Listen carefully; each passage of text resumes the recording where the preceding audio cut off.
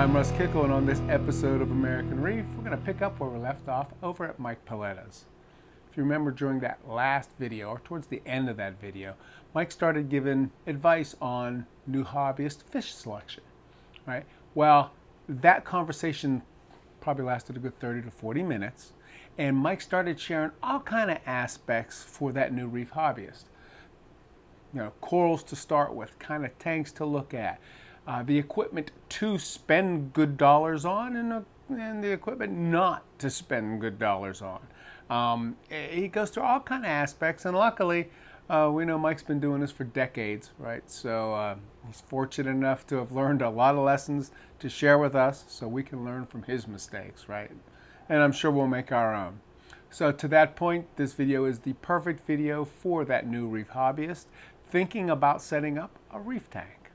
And to that point, if you are one of those new reef hobbyists, give my sponsors a chance to earn your business. Right? That's Bulk Reef Supply, Premium Aquatics, Ecosystems, and Tunzi. Again, great, honest guys that deserve a chance to earn that business. And luckily, you've seen a lot of those products on these videos, and you know they've been tried, true, tested, whatever you want to call that, right? So again, very much worth your time and investment. Now let's hear what Mike has to say about fish selection for the new hobbyist.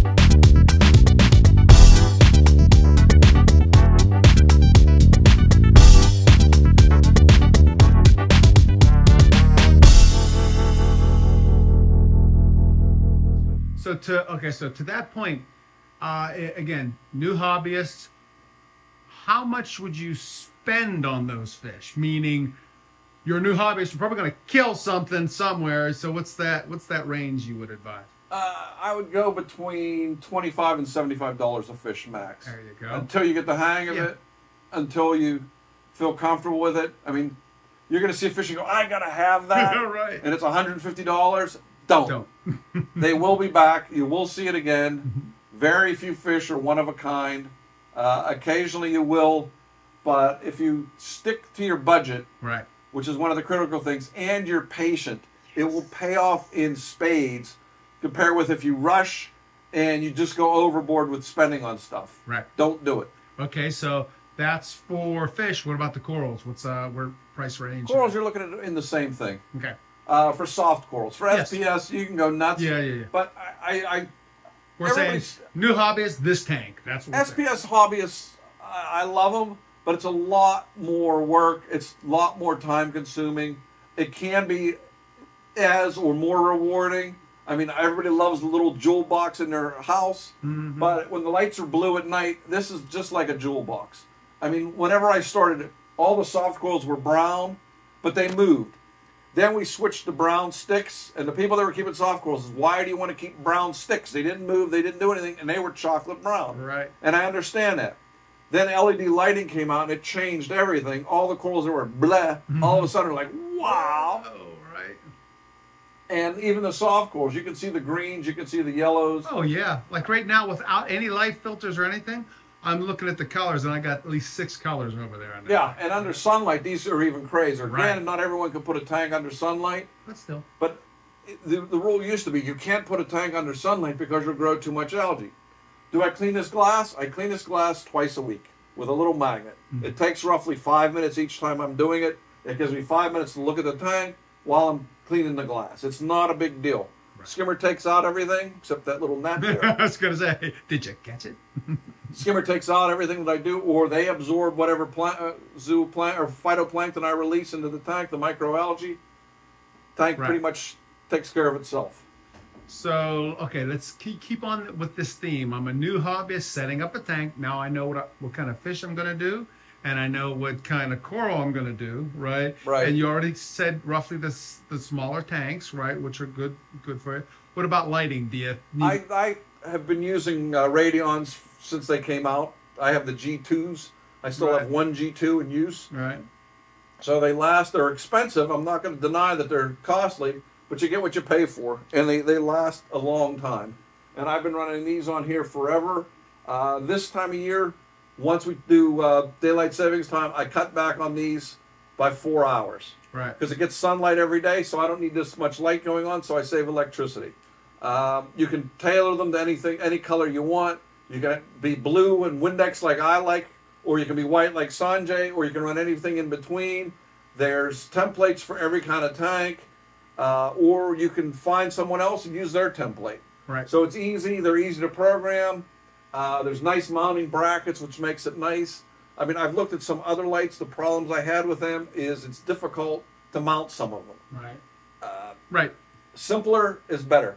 The AI have a nice bendable one kind of solution. That mounting kind of helps. Yeah, this mounting is right. Stable. It's easy to do, and it lasts. And skimmers, there's a zillion different skimmers. To be honest, I have looked at them all. I have run a lot of them.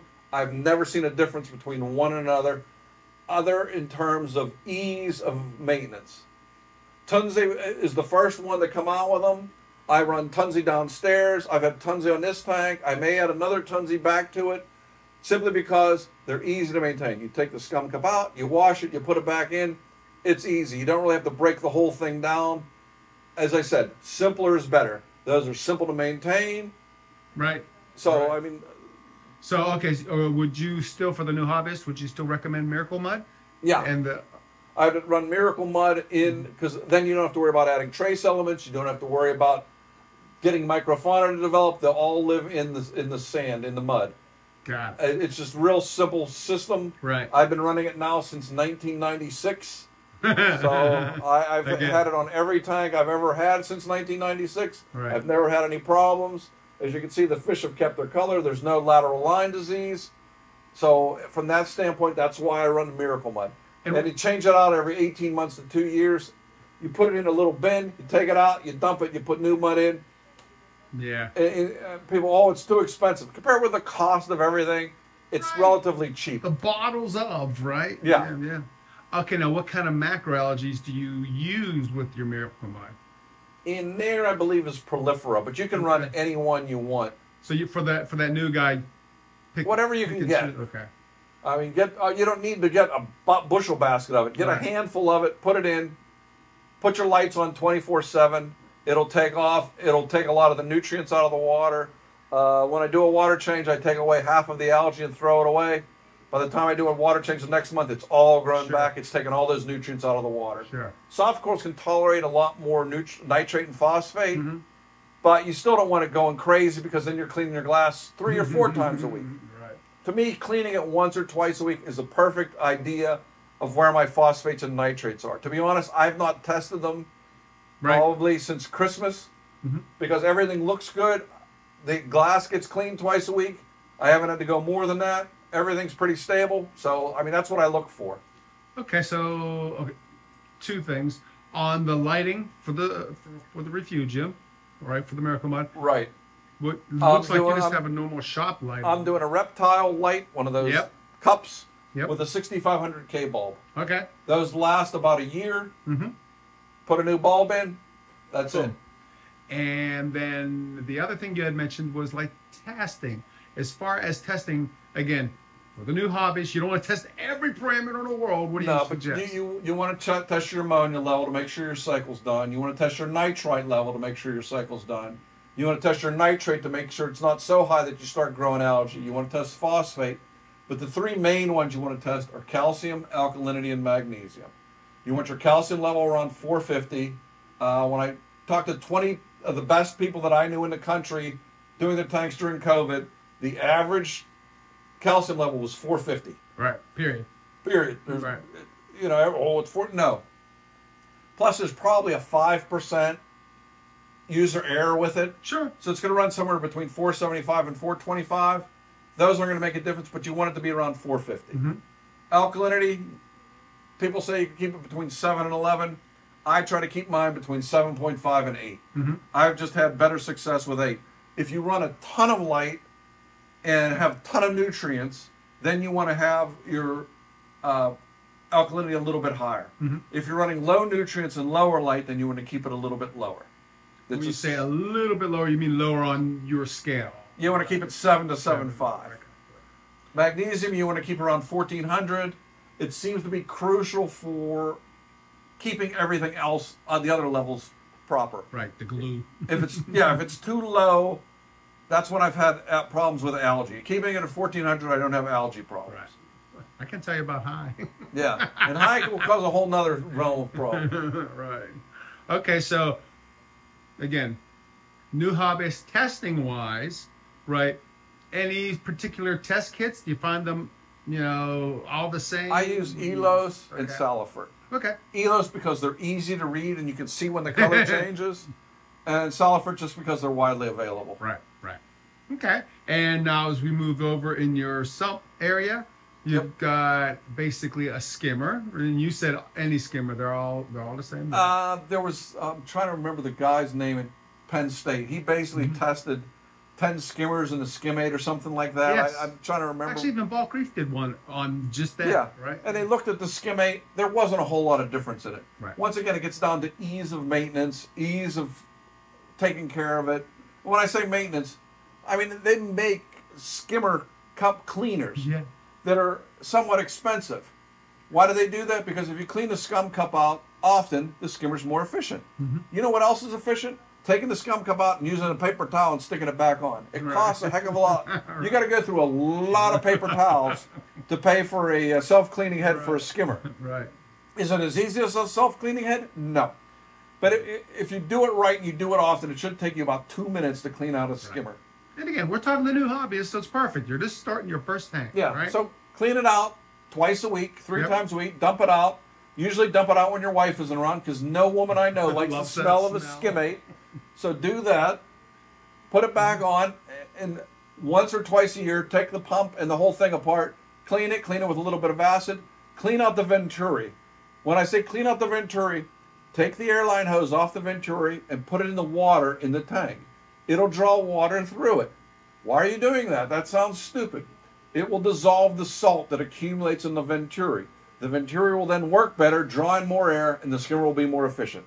That will take you literally no time to unplug the hose, stick it in there, let it sit for an hour, have your watch set a timer, go back in an hour, plug it back in, your skimmer, wow, it's working a lot better. It's nothing. This is not rocket science. Right. But a lot of people try to make this is scary. No. If you do this right, that's why I'm doing another book. I did a book for beginning hobbyists 20 years ago, and James Lawrence, God rest his soul, suggested that I do another book doing an update of what has changed over the last 20 plus years. So I am working on that and hope to have that done by the end of April. So that will provide all these answers to all these questions, and everything will be in one spot. Right. So, I mean, I don't promote a lot of stuff that I do, but the book, you'll be able to get it on Amazon. It's going to be an ebook on Amazon. I'll make it as easy to get as you can, and it's not going to be expensive. And I've decided for every book I sell, $1 will go toward reef restoration. So I've gotten a lot out of this hobby, so the least I can do is try to give back in that way. And when you say reef restoration, you don't mean the reef hobbyist who lost his reef tank? No. I'm going to donate it to some of the foundations that are doing repopulating the reef or doing research on how to save the reefs or things like that. Core and the rest of them. Yeah. So, I mean, I don't expect to sell 1 billion copies, but if I sell 1 million copies, I'll donate $1 million. That's right. So buy as many as you can. Right. And, okay, so back to the new hobbyist starting his very first fish tank. What about, you have the Nios media reactor in there. Right. Do you recommend carbon, GFO? I run carbon. I don't run GFO. GFO takes out too much stuff, particularly in a soft coral tank. But I like the water to be as crystal clear as I can. As you can see, this is pretty clear. Yep. So I run carbon. I run it for roughly a week, turn it off for a week. Then I may run it for another week. The problem is if you turn it off and run it on, it may get anoxic. So I still have a slow flow even when it's quote-unquote off. I just have a valve that slows down the flow through it. And again, since the new hobbyists are trying to make it simple and easy, that was it. Well, hold it. Yeah, the new NIOS reactors are way better than the old NIOS reactors. You mean like when you say that new, or is there a newer version? No, this is the new one. Yes. This actually clicks in and clicks on top, so you're not shooting media all over everything, which you're laughing. But now you can take these off, change them, put them back on, easy peasy. Yeah, perfect. And okay, so and you're not dosing anything. Well, let's talk circulation. I'm running two MP60s and an MP40, all on one side, and it blows over and keeps everything going because the overflow's over there, and if it's in circulation, it tends to get sucked out through and then settles into the where the miracle mud is, well, and the organisms down there consume it. And that overflow, for example, since that tank's not drilled, again, talking to that new hobbyist. Yeah, that's a CPR overflow. Okay. I don't even know if CPR is still around. If Russell and company are still in. I don't know if they're there, but that's 8 or 9 years old. Right. I mean, there's a lot of external overflows you can do. I mean, obviously drilling a tank is easier, but at the time I didn't want to drill another tank because I just had issues with drilled tanks. So this has that, and with the power head on the bottom, it works pretty easily. That, and I still say, no matter what, when you don't drill the tank, that means when you scratch the hell out of the front, you just flip it over, scrape the paint off, and you're good to go. Yeah, if I want to do that, but I'm not. I'm not doing that. Although you could because of the stand. Yeah, I can turn it around, but we're not doing that. Right. Because it's the same on both sides. But we're not doing that.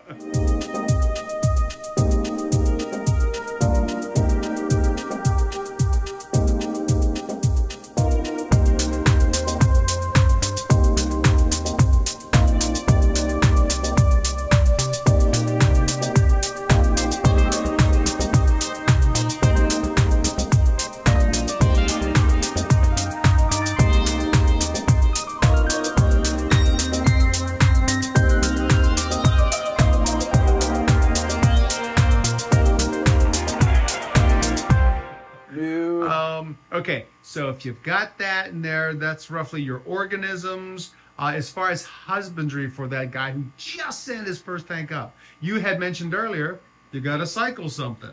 Yeah, right? You got to cycle the live rock, and that gets into live rock versus dead rock. I am not a dead rock fan.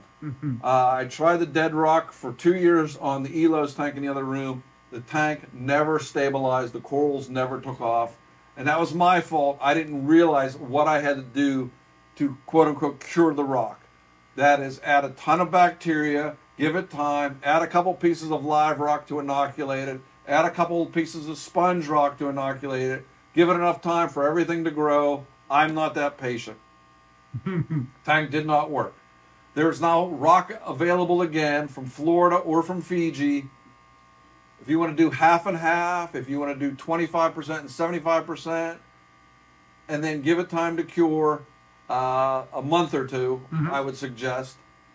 Be patient with this. I mean, it seems like a long time. After 40 years, that flew by. Right. So 1 or 2 months is not a long time. I mean, I quarantined my fish for 30 days, so it's not a long time. Right. Well, to that point, when you say cure, describe for that new hobbyist what that means. You're looking for the bacteria to develop enough to consume any ammonia that's in the tank. You're looking for it to consume any nitrites that's in the tank. You're looking for coral and algae to grow. You're looking for the microfauna to start to be established. You're looking for the rock you use, whether dry or wet, to be live. There to be a microbiome on it, a massive amount of microfauna and microbacteria on it, or bacteria on it, not microbacteria, and bacteria on it. So that it becomes the basis on which everything else grows and thrives. And when you're curing it, right, throw it in a bucket, salt water. Are you changing the water at all? You have high I change it out initially if it's wet rock. If it's dry rock, I don't change it out as frequently. With wet rock, there's a lot of organisms and stuff, so I change it out because there's typically some die-off. With dry rock, there's no die-off, so you keep it all the same because you want it to cure as fast as you can. Okay. And you said a couple months there, and how much? Again, I'm that new guy, and I'm kind of like, man, I got this tank. It used to be so many pounds per gallon. It used to be 2 pounds per gallon. Right. Now I look at this tank or the tank downstairs, there's roughly half a pound per gallon, but it's all built up and around. If you look closely, you'll see how open it is underneath everything. Right. That's why you don't need as much rock, because you don't want to have rock packed on rock, because then you get detritus, you get dead spots, you get anoxic conditions, bad things. Right. By having it open like this, not only don't get that, but when there's more open spaces, the fish come out. Sure. Because they have places where they can hide. When everything's packed down and they don't have places to hide, guess what? They hide all the time. It sounds counterintuitive, but it's just how fish are. Right. When they know they're safe and there's places to hide, they come out because they're not afraid. And proof of that is if you try to catch them in here, you will never, ever catch them in your life. I have taken everything out of tanks to catch fish. Right. And traps and everything else, they are way smarter than us in eluding them. I've watched the guys in Fiji catch fish.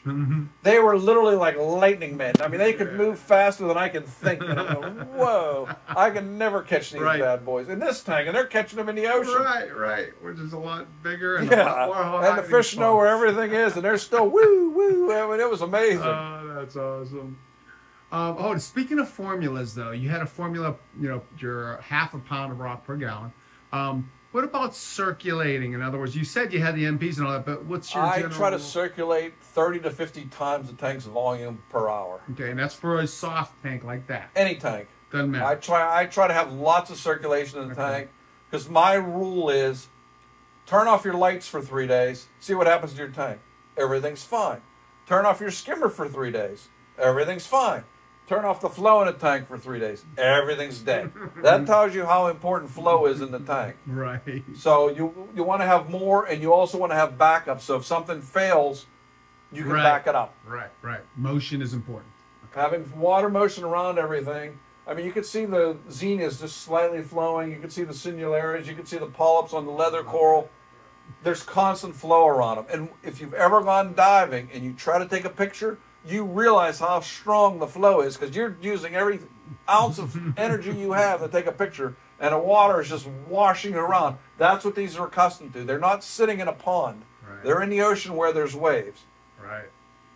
Okay, so again, to me, I was going to say the type of circulation doesn't really matter, but it does, right? So it does. You want to have it as random as you can. This isn't particularly random. I had it more random, but the lithophytons over here did not like getting blasted with current. So they're all kind of out of the way, and so the flare is over here. Yeah, and remember your Ecos, right, or your, my Ecotech MP60s right. and 40s. You can create that randomness. Yeah. So if you're a new hobbyist, not going that route and going maybe a cheaper maxi, whatever, Yeah, those are steady laminar flow. Plus, there are now aftermarket devices to put on it to direct the flow. Yes. And they're not very expensive. You can find them on Etsy and you can find them on eBay. They're basically cups that sit on top. And there are anemone protectors. They will keep the anemones from getting sucked in, because anemones are magnetized to MP40s and 60s. Right. But they will also direct the flow. So they'll blow 20, 40, 60% in whatever direction you want, and you can adjust it. So in that way, you can adjust the flow direction-wise, and you can adjust the flow power-wise. With the Mobius app, you can literally do random. You can do 20 to 100%. When I'm going to potentially try redoing some of the flow this year on here, I'm going to put these two across from one another, and I'm going to have them change where one's 20, one's 100, and one moves gradually up, one moves gradually. And that should increase the randomness of the flow, but it should also blow more flow down on the rocks. Right. So that's one of the things I plan on doing in here over the summer, when I have time just to sit for a couple hours and play with the flow. Does Ed still have his sea swirls? He's kind of semi-retired. Okay, so that's not an option. No. Okay. Let's take this full circle now. I'm that new hobbyist. Do I want to buy that stand? All right. I would buy this stand. Okay. You're going to say, oh, well, that's too expensive. Right. One, you can move things around. If you don't like where the tank is, it's easier to move it than having your cousin come over and haul stuff with you. Right. It's much more durable stand than the wooden stand. Biggest reason, The main reason tanks blow out, the stand is not designed to hold them long term, and it's made out of crappy wood, oftentimes particle board. Guess what happens to particle board after it gets wet 50 times? Up. It starts to split and pull apart. When it does that, it starts to sag. When it starts to sag, it puts pressures on the seams of the tank. When the tank splits, usually it's the stand. Yeah. Well, so if you're going to spend money on something that may seem like an extravagance, spend money on this stand. Right. Well, and to that point, if they don't want to go that highest end, there are still metal stands that are out there that, again, I would go this high end. Yeah, bottom line. Because the problem with a lot of those metal stands, they tend to rust or corrode. This has been hit with water as many times as I work in this tank. Yeah. There's not a speck on this. It looks new. Yeah. It really does. I mean, after 7 months, you can't tell it's been here 7 months. The old wooden stand I have, you could tell after 2 months it was there. I was already painting it and stuff. That's what I was going to say. Here I don't have to do anything. It's much easier to work with. You can attach stuff to it. You can get a little shelf to put your stuff on. Yep. I mean, I love this stand in that regard. Yep. So to your advice to the new hobbyist is all the areas to cut back on. The stand is not one. The stand is not one of them. I mean, the two things I would spend money on when I'm spending money. Get it one or three things. One, get a good quality tank. Don't scrimp on the tank. Make sure it's well made. To define well made, because a lot of the new guys don't look online to see who has had problems with tanks blowing out. I'm not going to name names because my lawyer family tells me not to ever name names of things that are bad. Look online for who's complaining about tanks blowing out, because typically there will be a lot of complaints when tanks are blowing out. Now, those are easy to find. Find the tanks that are stable, that don't blow up. Two, I would buy higher quality lights. You really do get what you pay for with lighting. There are other options other than Radion. I use Radion simply because I've been working with them for the last 10 years. They've worked well. I've never had any issues with them. There's people that complain about them, but there's people that complain about water. So I like that. And three, get a good quality stand. It may cost you a couple $100 extra over a wooden stand or a cheaper stand in the long run. And if you're getting into this hobby, look at it like you're going to be in it for the long run. Not you're going to be in it for a year. I've been in it for 40 years. I hopefully will be in it for another 40 years. Yeah, I know. Knocking on wood. If I'm in it for another 10 years, I'll be happy. But 50 years is a long time. But this is one of the few stands I've never had any issues with. Right.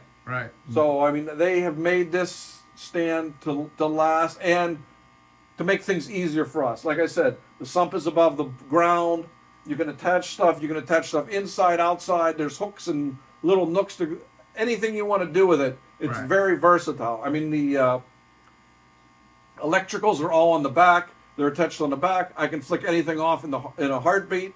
I mean, it's really easy stand to work with. I couldn't do any of that before. I had electricals underneath the stand before. They got wet, almost burned the house down. Don't do that. Spend a couple $100 on getting a better quality stand like this one. You know, and to your point, since those components are kind of modular, have you ever reached out to them to say, hey, if I wanted to make my stand longer, higher, or whatever, because rails are rails. Yeah, you know they could probably send you the rails or anything. I'll say you went from a 120 to a 240 and you had to add 2 more feet on. These corners are all the same. All you need are 4 extra rails. And 2 extra inside rails. So you're not wasting, whereas if that was a wooden stand, yeah, well, that's not going to work. Yeah. And you're going to chuck it away anyway because it's going to rot. Same with lights, right? Your lights you can reuse. Your lights you can reuse. You can say you're going from a 140 or a 120 to a 240. You add a third light to it. You just got to get the whole fixture. Right. Bam. Yeah. So again, you're not wasting your money. You're planning for the future because, to your earlier point, patience. Well, the other thing is that most people that are successful after the first 2 years get a bigger tank. Yeah. Probably 60 to 70% of the people that are successful the first 2 years go from whatever tank they started to a bigger tank. Yep. I'm actually writing an article on that right now. Are we coral collectors or coral hoarders? Because we all tend to go to a bigger tank. Why? We want more coral. That's right. Okay. So those are the things that you would spend a lot of money on. The opposite. Okay. Wouldn't you spend? I wouldn't spend a lot of money on fish. Okay. I wouldn't buy the most expensive fish. Julian Sprang and I laughed and talked about this 20 years ago. Why do we love corals more than fish? Because fish die. Yeah. Corals True. literally live forever. The Paletta pink tip, which is an SPS coral that I fragged and gave to hundreds of people, is still there 20 years later. Right. So that coral has lived for at least 10 generations in 20 years. Right. Most of these corals will live that long, if not longer. So I would not spend money on fish. I would spend money on nice corals, but you have to have fish in the tank. Right. So pick fish that are interesting, colorful, and that's basically all the saltwater fish. But you don't need to get the boilie eye angelfish or the, crazy fish. You can get relatively inexpensive fish that are going to be just as interesting. Right. Okay. So what else would I not spend a lot of money on? Oh, I would also spend good money on a heater. Huh? The number one cause for problems to wipe out a tank is a heater malfunction. Either the tank freezes or it sticks on and cooks the tank. And I know numerous people, myself included, that have lost a lot. Spend money on a good heater. Right. And it goes off pretty much all summer. All summer you typically don't need the heater. Test it come the fall. Right. No one tells you to do that. Right. Test it to make sure. That's how I lost the tank. I didn't test it when it came on in the fall. Boom. Right. Yep. Right. Okay, so we got, again, what you'd spend money on, what you wouldn't spend money on. Let's talk a little bit about process. Meaning, if you're new to this hobby and you're going to start up your first reef tank, how much time should you allow from I'm going to buy to I'm going to actually put fish or live? No, you missed the crucial step. Okay. Before you buy, you plan. Okay. Do the plan. Find someone, a society, a mentor, someone in your neighborhood, someone at the local fish store. Talk to them, look at their tank, follow what they're doing. There are a million, and I mean literally a million ways to do a tank. If you gave all of this to 10 people, you'd get 15 different versions of this tank. Right. Find someone you trust, follow what they're doing, stick with it for at least the first year. Make a list of what you're going to need. Plan on where the tank's going to go. Make sure you have a means for the electricity. Make sure you have a means for getting the water to and from the tank, for evaporation and for water changes. If you have to slep buckets of water up 3 floors, guess what? You're not going to do it. Make it as easy as you can on yourself. Plan ahead. When I built the 500-gallon tank downstairs, before I put it into place, guess what I did? I built a replica 500-gallon tank out of 2x2s. Why? How was I going to get it in the door? Where was it going to sit in the room? What was the stand going to be like? That saved me so much grief and aggravation. You have to plan, and you have to plan everything about the tank, particularly the simple things. This tank evaporates roughly 1.5 gallons of water a day. Where does that water go? It doesn't get shot up a chimney. It goes in the house and causes humidity. Therefore, you have to also plan for something like a dehumidifier. There's a dehumidifier in this room. There's 4 other dehumidifiers in this house because I have over 1,000 gallons of water. They all are evaporating. In the winter, it's nice. It's warm and toasty. Right. In the summer, it's like we're in Nepal. It's just incredible. Jakarta. Right. It's incredibly hot and humid. Right. The dehumidifiers take it all out, protect us from ourselves. Right. So you have to plan these things. When he asked how long, figure it's going to take you between 6 and 9 months from when you start planning and start doing everything to where you actually put your first fish and coral in the tank. Then after that, you should plan another 6 months to get it to where it gets to this point. So it's going to take you at least a year. That's if, oh my God, a year on a reef tank, it's a baby tank. Right. The corals haven't started to grow because when you put stuff in, it takes it 2 months to get acclimated and to start to grow. The fish will get used to things. You're going to lose some. Don't be devastated by it. Everybody loses fish and loses corals.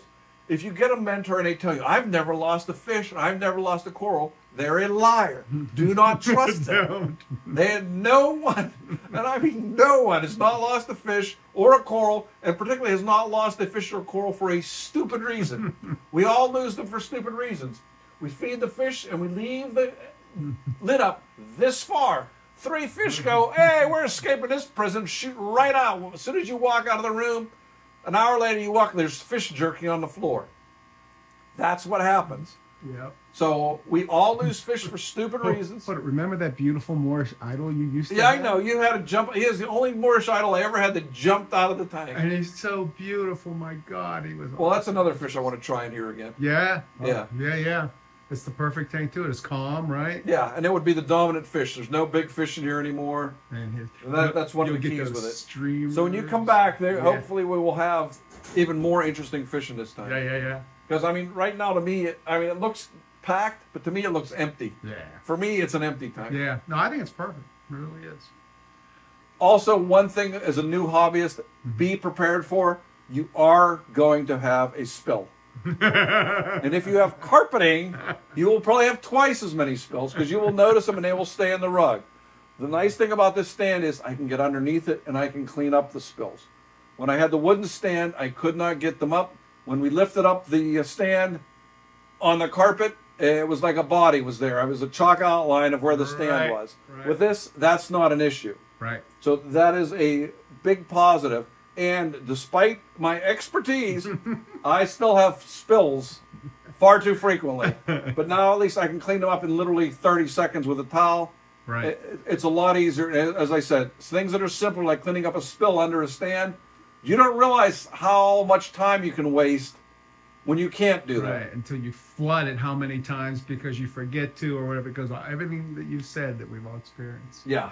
Okay. Again, that new hobbyist, you're saying, listen, you need at least 1 year to 2 years into it. And then you'll want to do a new tank. Well, okay, hold it. So that's what will happen after 2 years. Right, exactly. So the first part, how much money, roughly, and again, this is range. It used to be like, $3,000 to $5,000 is what people expected on that very first tank. Right. And then the second tank shot way up into the right. Oh, yeah. Okay, is it still that? What do you think? It's still approximately, I'd say 4,000 to 6,000. It's probably gone up 1,000. I actually did an article on reef builders. This has the hobby gotten too expensive? And realistically, it hasn't. It has literally matched inflation. The only thing that has really skyrocketed are the price of some of the named corals. Right. Most of the equipment and everything else has stayed within the realm of inflation. Granted, inflation has been higher the past few years, so the prices of things have shot up, but they're not any higher than they were in the 90s. That's what I compared it to. I went back to an old Fama magazine from 1993 and compared the prices then with the prices last year and balanced them for inflation, and there was roughly a $200 difference.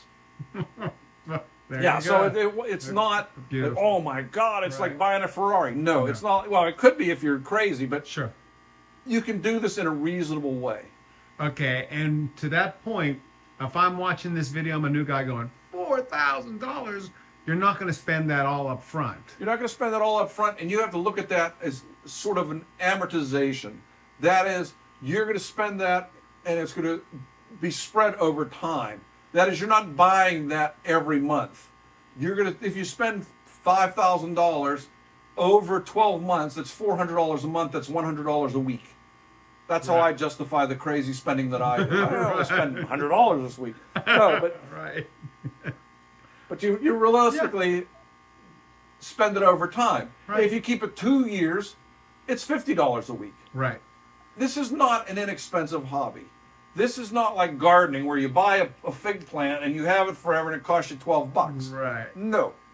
It's a nice fig plant. I'm hoping we get figs this year. But I have a fig plant out there that I spent $27 on. I've gotten 1 fig out of it. That's a $27 fig. Is that really worth it? No. Right. I mean, did I get a lot of pleasure from that 1 fig? No, not $27 worth fig.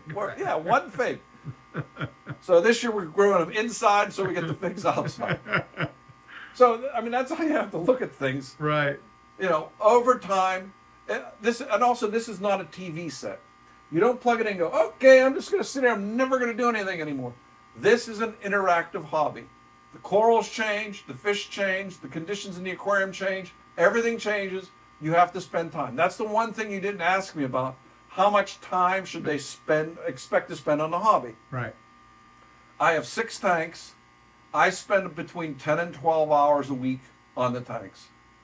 So figure roughly 2 hours per tank is what it's going to take you. Mm-hmm. Some weeks it's less, some weeks it's more.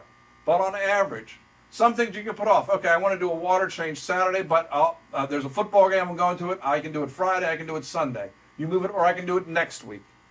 Things like that. Very few things other than a coral falling into another coral or fish jumping out of the tank that you have to get to right away. You can do things slowly. Particularly, one of the things when you do your testing and you see a number that's off, you don't jump in and go, wow, I'm going to dump a bucket of baking soda in there and get the alcohol. No, do not do that as a new hobbyist. Nothing good happens fast. The tank's conditions didn't get bad quickly. You can't adjust them quickly. Don't chase numbers. Gradually bring them up to where they should be. The tank will be a lot better. Stability is the key and patience are the key. When you're starting out, those are the 2 key things. I just laugh because to your point, when I screwed up my magnesium, you dumped a bucket of it. Well, no, I wanted to, right? And then your words came back to me, and I'm like, okay, 6 weeks up, I'm going to go 6 weeks back, and I just divided the math. Yep. And don't get me wrong, every day I'd go, oh, that number's killing me. Yep. Right? Oh, I know. Right. Trust me, I know. I have all kind of monitors and testing and everything. One number's off. Oh my God. All right. I gotta fix it. No. I sit down, take a deep breath, relax. Right. You know, the corals haven't turned pale white overnight. Relax and then go fix them. Let them go. Well, to that point, I think you've done a really good job at, again, laying out the fundamentals for that new hobbyist. But if somebody has questions maybe that they want to ask you, what's the best way to kind of get I get asked questions literally every day on Facebook. There it is. I answer as many questions as I can. As long as I'm not totally overwhelmed and I have time, I'm happy to answer any questions you may have. So, but there's always something new. I mean, I'm working on ammonia dosing. I'm working on stimulating bacteria to feed SPS corals as a food source. What else am I working on? I'm working on trying to get the 2 stupid ptasia-eating filefish out of my LPS tank because they're eating the gonioporas. Still going to try to get the damn bristleworms out of here. So every tank, as good as it looks, there's always something going on that I have work to do. And to that point, we'll let you get back to your work because you do have something coming up in a couple of hours, right? Yeah, I have a podcast tonight with Shane at 8 o'clock. That's right. On Instagram, so I will be hoarse by 10 o'clock. Thanks for your time, Michael. Always a pleasure, Russ. Like to see you as often as I can. Right? Yep.